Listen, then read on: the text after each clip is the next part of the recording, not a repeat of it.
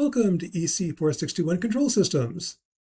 In this lecture, we're going to go over the course, the syllabus, what the objectives are, and kind of where we're heading.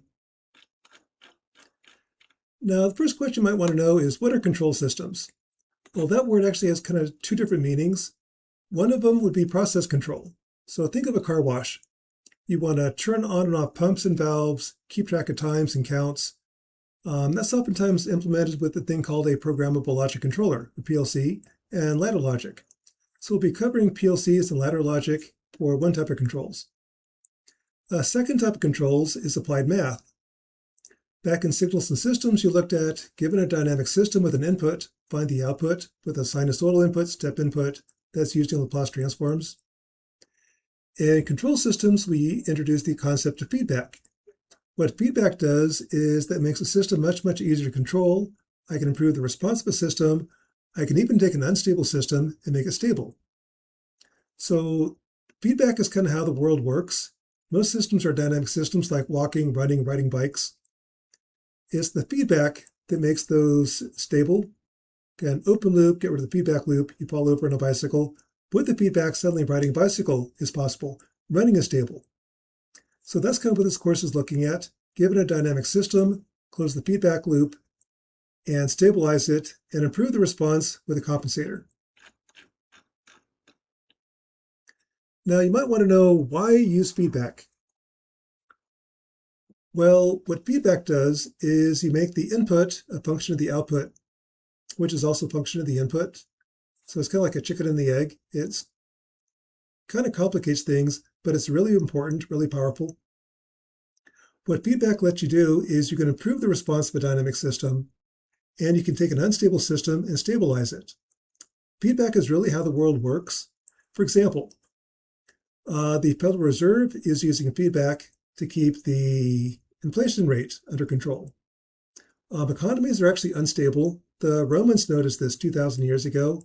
During good times, people are happy, they buy more. When people buy more, companies sell more. They give people raises or hire more people. People are happy, they buy more, and you have this big boom cycle. Well, when something bad happens, people quit buying. When people quit buying, companies start laying off. When people get laid off, and people get really conservative, buy even less, and you get this big crash. So economies naturally have these boom and bust cycles.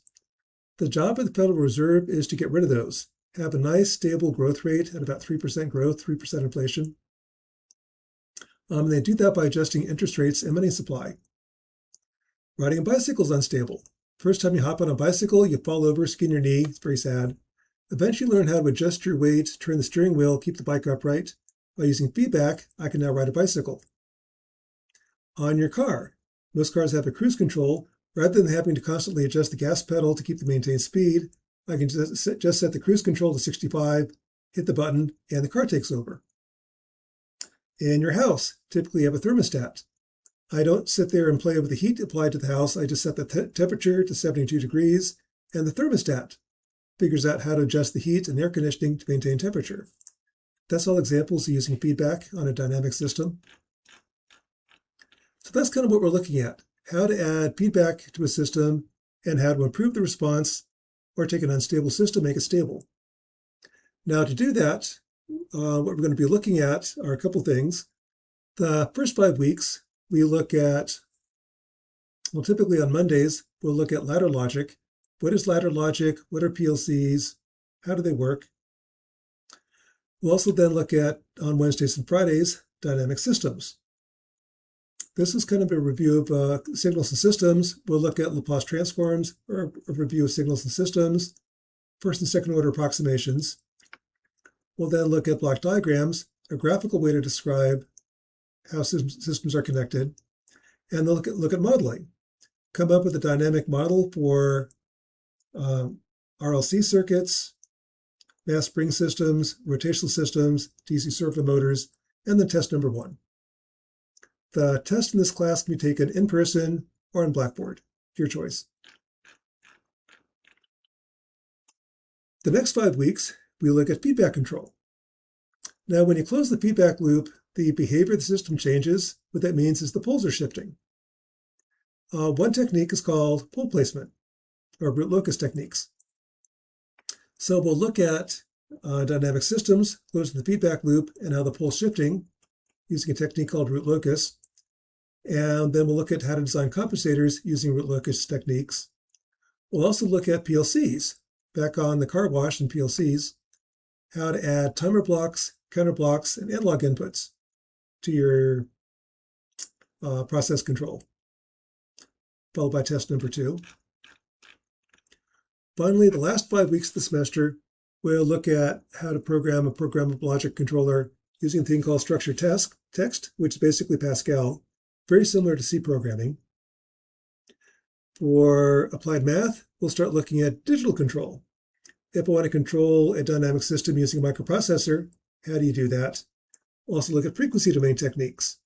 If I analyze this as a filter, inputs a sine wave, outputs a sine wave with a gain and phase shift, how do you design feedback control systems from a frequency domain standpoint? Followed by test number 3. So that's kind of an overview of the course. In terms of course information, I'm the instructor, Jake Lauer. My office is Opperdal North, 244M. Class time is Monday, Wednesday, Friday at 10 a.m. You can attend the class in person, live stream on Zoom, or just watch the YouTube videos. The labs for this course, we have open labs. You can use PLCs for checkout. For example, this is one of the PLCs you can check out. You can also use PLC. Now, whether you use an Allen Bradley PLC or a PLC Fiddle is up to you. The Allen Bradley PLCs, I've got the software in the kit. It takes about 2 hours to install on your computer. PLC Fiddle just is available online. So your pick, whichever one you want to use. That's the lab part. In terms of textbooks, the textbook is free on Bison Academy. If you want other textbooks, edition doesn't matter. These are all very good textbooks, available for about $10 on Amazon. Don't worry about the edition.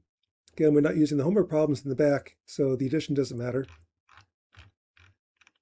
In terms of the course objectives, by the end of the semester, you should be able to determine the differential equations that describe an electrical circuit, mass spring system, rotational system, determine the transfer function of a system from its differential equation, determine how a given system will behave by inspection based upon its dominant poles, determine how a feedback control system will behave as the feedback gains change using root locus techniques, be able to design single feedback control systems for dynamic system using root locus techniques and frequency domain techniques.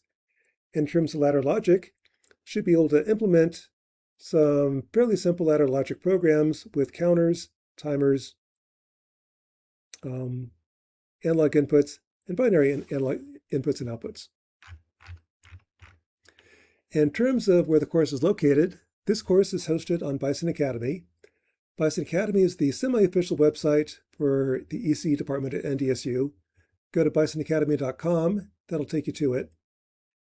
If you want to see what topics are covered in different courses, these are all available, and that's kind of convenient. If you ever want to look ahead and see what's coming up in a future course, or you want a refresher, all these courses are available, so you can see what you did back in electronics. Or if you click on 461 Control Systems, that'll take you to this course. For control systems, the syllabus has the course content on a daily basis. It has the lecture in PDF format. Also, all their lectures have been recorded and posted on YouTube. The homework sets on a weekly basis are posted as well. Now, each week the homework set is due. Once it's turned in and graded, I'll post the solutions as a PDF format as well as a YouTube video. So if you want to see how I would do those, solve those types of problems, useful when you study for the exams. Under homework sets and solutions, if you get stuck on a homework set and you want some help, this is a place to go where I've got the homework sets and solutions from previous semesters posted. In terms of how the course is offered, this course is offered using the full HyFlex mode. What that means is you can take the course in person, you can live stream it on YouTube or live stream it on Zoom, or you can just watch the YouTube recordings. Your choice. I don't really care how you take the course, and you can change on a daily basis. If you decide on Wednesday you want to live stream on Zoom, on Friday watch the video, whatever works for you, I don't care. That being said, in person is better than online. not by a whole lot, but generally in-person students have a slightly higher average than online students. Typically, the in-person students give slightly higher course evaluations than online students. That being said, plenty of students get A's in person and online. You can fail in person online as well. So if you do the work, it doesn't really matter how you take the course. In terms of the homework sets are due on the following Monday, Wednesday if Monday's a holiday.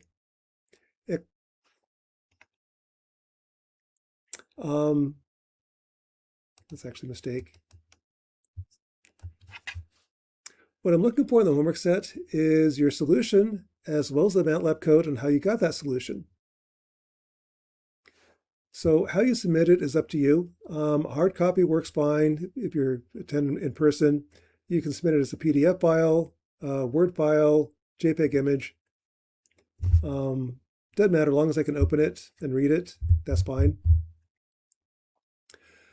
What works out really well is to use something like a Word document. With Word, you can copy and paste your MATLAB code. If there is an image, use the snipping tool, copy and paste the image into your solution.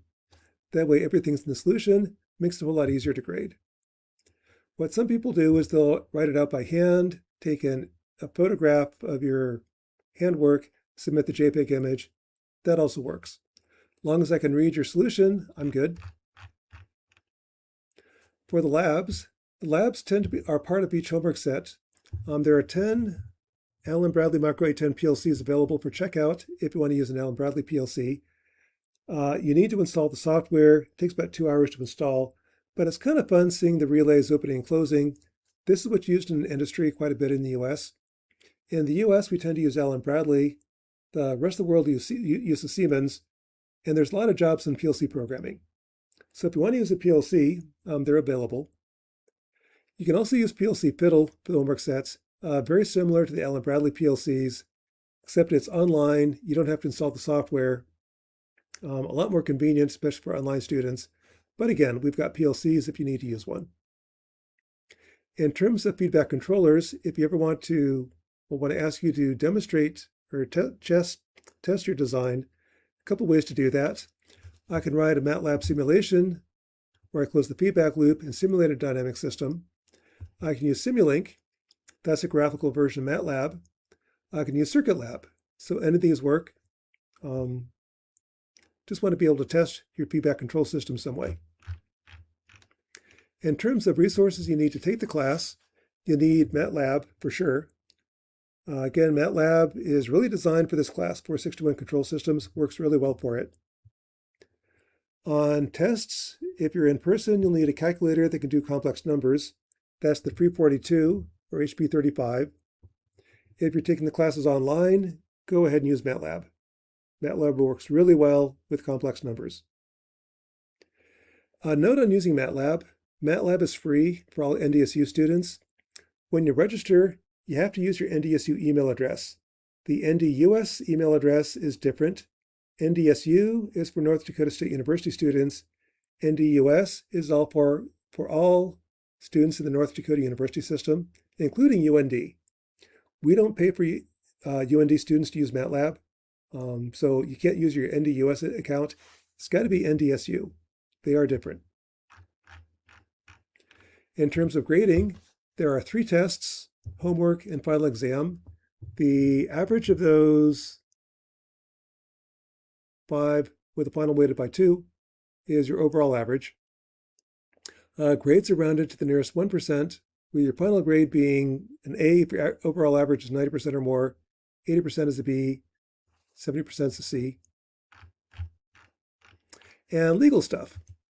Attendance is required. However, how you attend is up to you, in person, live stream on Zoom, watch the YouTube videos. If you have special needs, let us know. We will accommodate you.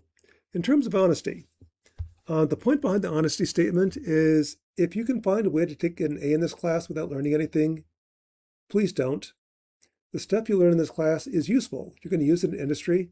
It's better to learn it here in class than when you get to industry and your boss finds out you don't know anything. And again, for veterans and student soldiers, if something comes up, we will accommodate you. So that is the course in a nutshell. It's kind of a fun course where you get to see how do you control dynamic systems using feedback. It's also a course where we use MATLAB extensively, a course I hope you enjoy. I know it's a course I enjoy teaching, but that's the course in a nutshell. So welcome to 461, Control Systems, and look forward to working with you this semester. C fiddle.